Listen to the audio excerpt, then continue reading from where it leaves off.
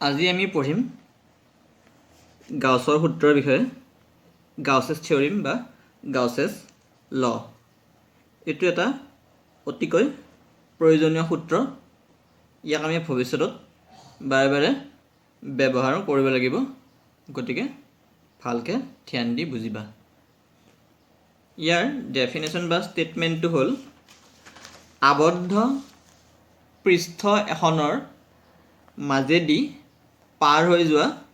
মুঠ ফ্লাক্স যদি আমি ফাই বুলি কওঁ তেন্তে ই কাৰ সমান হ'ব ই আবদ্ধ কৰি ৰখা মুঠ আধান কেপিটেল কিউ আৰু ইয়াৰ মাধ্যমৰ বিদ্যুৎ মাধ্যমাংক এপচাইলনৰ অনুপাতৰ সমান আমি এই ক্ষেত্ৰত এপচাইলন নলয় এপচাইলন নট লৈছোঁ কিয় কাৰণ আমি বায়ুশূন্য অৱস্থাৰ বিষয়ে পঢ়িম ইয়াতে যদি আমি বায়ুশূন্য অৱস্থা নলৈ কিবা এটা মাধ্যম ল'লোঁ হয় তেন্তে আমাৰ এইটো এপচাইলন নট নহয় এপচাইলন হ'ল হয় আৰু যদি ইয়াক আমি ইহঁতৰ অনুপাত আৰু ইয়াক যদি আমি ইংৰাজীত ক'বলৈ যাওঁ তেতিয়া হ'ব The total electric flux phi through a closed surface is equal to the ratio of total charge capital Q enclosed by the surface and the electric permittivity epsilon naught of that medium. এইটো আমাৰ কেনে ধৰণৰ হ'ব এইটো হ'ল আমাৰ flux ফাই আৰু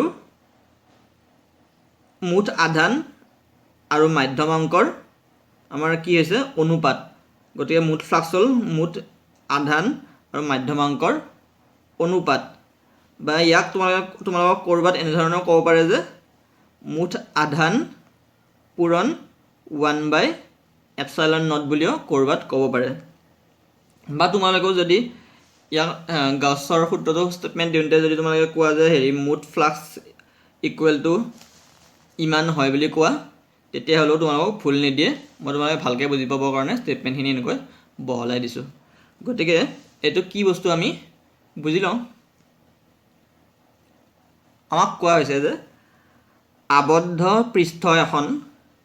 যাৰ ভিতৰত আমাৰ মুঠ আধান আছে কেপিটেল কিউ মানে ক্ল'জ ছাৰ্ফেচ এখনৰ ভিতৰত টোটেল চাৰ্জ আছে কেপিটেল কিউ গতিকে আমি এখন ক্ল'জ ছাৰ্ফেচ এখন আমি আঁকি লওঁ বা কল্পনা কৰি লওঁ ক্ল'জ ছাৰ্ফেচখন হ'ব আমাৰ এনেধৰণৰ যিকোনো ছাৰ্ফেচ হ'ব পাৰে আমাৰ বৃত্তাকাৰ হ'ব পাৰে চিলিণ্ড্ৰিকেল হ'ব পাৰে বা যেনে তেনে হ'ব পাৰে খালি হ'ব কি লাগিব বস্তুখন আমাৰ আবদ্ধ হ'ব লাগিব চাৰিওফালৰ পৰা এইটো মই যদিও তোমালোকৰ ডি মাত্ৰিক আঁকিছোঁ 2 ডাইমেনশ্যনেল আঁকিছোঁ এইটো আচলতে 3 ডাইমেনশ্যনেল আৰু এইখন হৈছে আমাৰ সেই আবদ্ধ পৃষ্ঠখন ক্ল'জড ছাৰ্ফেচখন ইয়াৰ ভিতৰত যদি আমি এটা আধান লৈছোঁ কেপিটেল কিউ এইটো আমাৰ কেপিটেল কিউ আধান গতিকে যিহেতু ই এটা আধান ইয়াক আমি ধনাত্মক আধান বুলি ধৰিলোঁ ধনাত্মক আধান কেপিটেল কিউ যিহেতু ই এটা আধান গতিকে আধানৰে কি কৰিব এখন বিদ্যুৎ ক্ষেত্ৰ সৃষ্টি কৰিব আৰু যিহেতু এখন বিদ্যুৎ ক্ষেত্ৰ থাকিব বিদ্যুৎ ক্ষেত্ৰৰ লগত আমাৰ কি থাকিব কি জড়িত হৈ থাকিব বিদ্যুৎ ক্ষেত্ৰ ৰেখা চৌদিশে আমাৰ কি হ'ব বিদ্যুৎ ক্ষেত্ৰ ৰেখাবিলাক ওলাই গৈ থাকিব মই গোটেইবিলাক আঁকা নাই কেইডাল মানে আঁকি দেখাইছোঁ ওলাই গৈ থাকিব আৰু কি হ'ব আমাৰ এই পৃষ্ঠখনক কি কৰিব ই পৃষ্ঠখনৰ মাজেৰে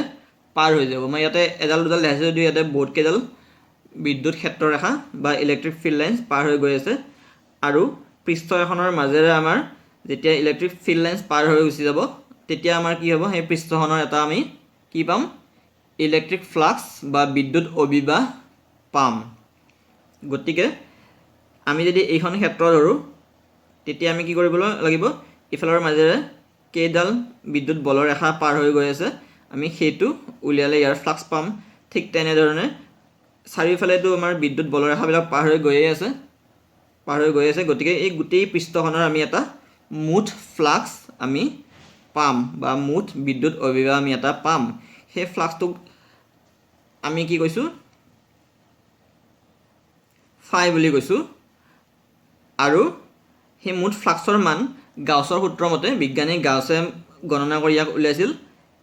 কিমান হ'ব এইটো ইয়াৰ মুঠ আধান যদি কেপিটেল কিউ হয় আৰু ইয়াৰ যদি আমাৰ মাধ্যমাংক এপসাইলন হয় তেতিয়াহ'লে এইটো কি হৈ যাব আমাৰ capital Q divided by epsilon হ'ব আৰু যদি আমি এই ইয়াতে মাধ্যম নলৈ কেনে বায়ু শূন্য লওঁ অৱস্থাটো তেতিয়াহ'লে আমাৰ এইটো এপসাইলন নহয় কি হ'ব এপসাইলন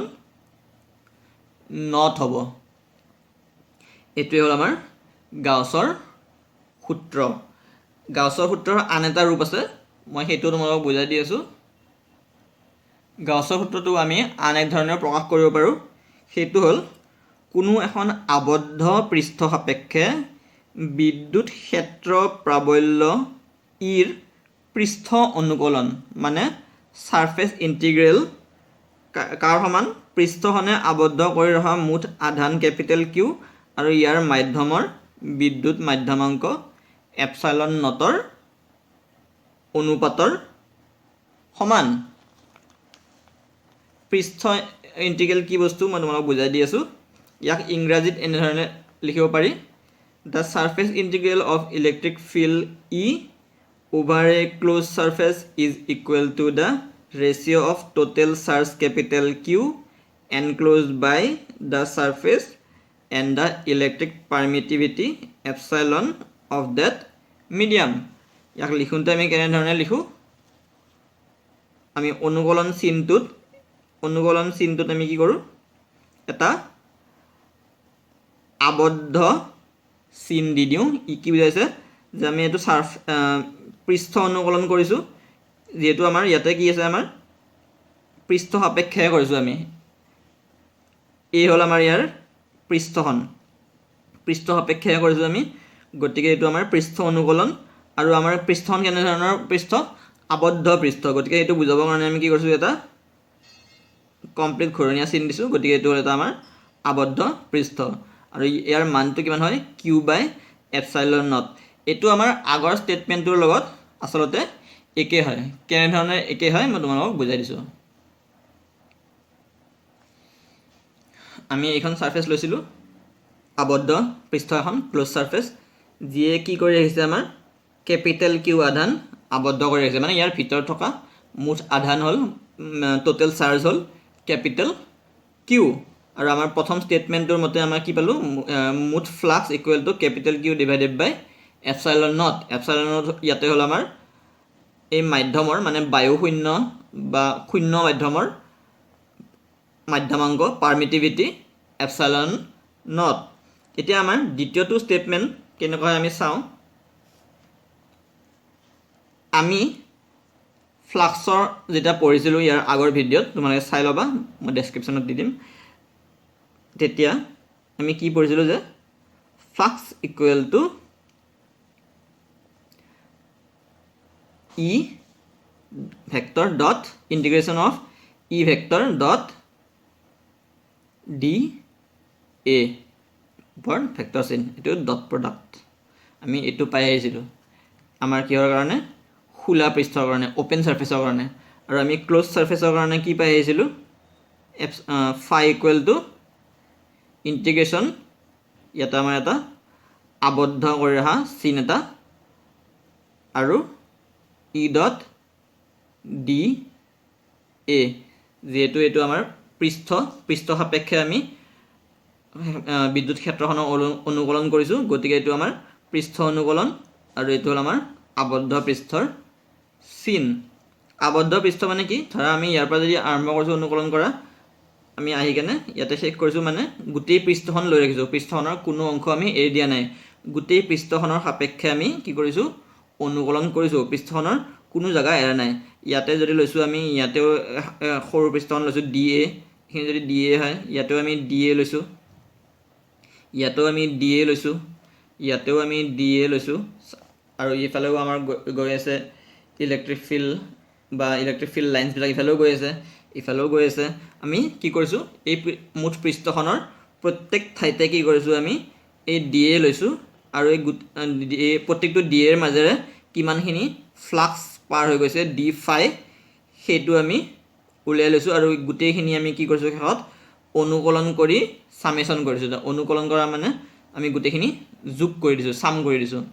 গতিকে আমি কি পাইছোঁ মুঠ ফ্লাক্স 5 পাইছোঁ আৰু যেহেতু আমি আগতে কৈছোঁ যে মুঠ flux equal to Q by epsilon naught গতিকে আমাৰ এটুকে আমি আকৌ এনেধৰণে লিখিব পাৰোঁ যে আমি এনেধৰণে লিখিব পাৰোঁ ফাই ইকুৱেল টু আমি কি লিখিছোঁ এইটো পাইছোঁ আমি গতিকে এইটো লিখিলোঁ surface integration of close surface integration of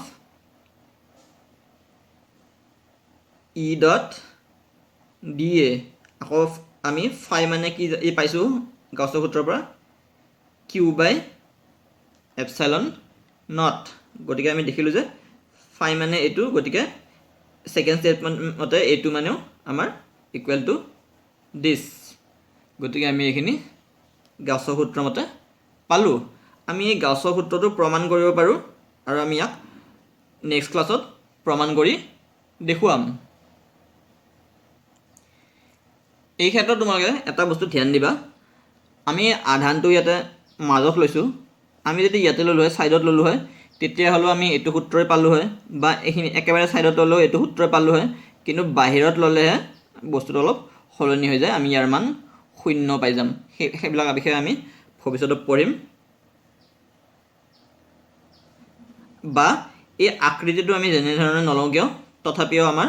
সূত্ৰটো আমাৰ এইটোৱে হ'ব সেই বিষয়ে আমি ভৱিষ্যতত পঢ়িম আহি থকা নেক্সট ক্লাছবিলাকত আমি পঢ়িম থেংক ইউ